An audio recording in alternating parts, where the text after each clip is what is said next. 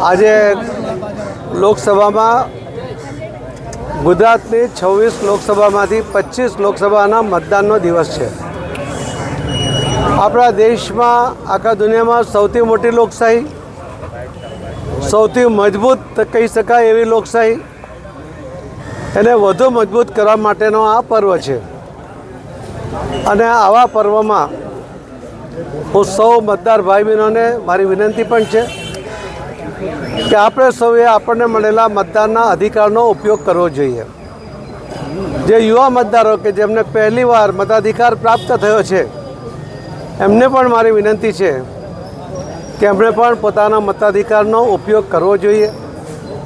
લોકશાહીને મજબૂત કરવા માટે આ પ્રયત્ન છે અને એ પ્રયત્નમાં બધાએ પોતે ભાગ લેવો જોઈએ। જે દેશોમાં સરમુખત્યારશાહી છે, લશ્કરી શાસન છે, ત્યાંના નાગરિકો આ લોકશાહી માટે અને મતાધિકાર મળે એના માટે તડપતા હોય છે।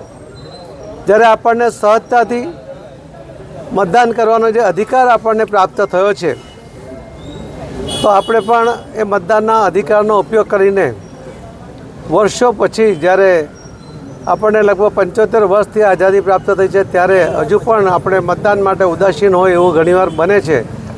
એ ના બને અને કોઈપણ સંજોગોમાં આ મતદાનના અધિકારનો ઉપયોગ થાય એવી મારી સૌ ભાઈ બહેનોને આખા ગુજરાતમાં સૌને મારી નમ્ર વિનંતી છે। ખૂબ ખૂબ આભાર, ધન્યવાદ।